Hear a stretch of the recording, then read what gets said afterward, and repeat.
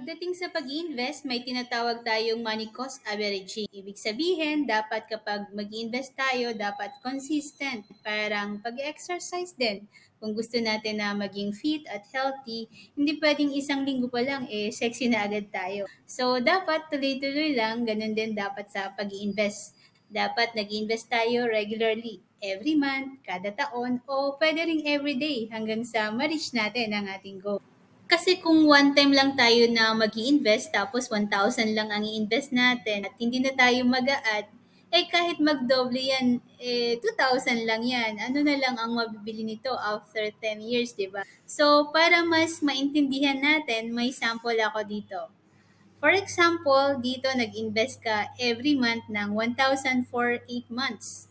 Makikita natin dito yung price per share, tinatawag din ito na NAV or Net Asset Value. So, para malaman natin kung ilan ang bilang ng number of shares na mabibili natin ay i-divide lang natin yung monthly contributions sa unit per share. Sa first month, ang monthly contribution natin ay 1,000, then yung price per share is 20 pesos. So, 1,000 pesos divided by 20 equals 50. Ibig sabihin, ang nabili natin na shares ay 50 shares. And then, on the second month, ang monthly contribution natin ay 1,000 ulit. Pero ang unit per share ay bumaba, kaya mas marami nating nabili na number of shares compared on the first month. Then on the third month, 1,000 again. And so on and so forth. So maganda ay bumili tayo every month. Yung parang bumibili lang tayo ng items sa tindahan. So ngayon na i-check natin kung kumita ba tayo o hindi. At para malaman mo rin kung paano ito i-compute. Ang total contribution or invested amount mo ay 8,000 pesos. So, based dito, ang latest NAV or unit price ay 50 pesos per share. Then, ang total number of share ay 410 shares.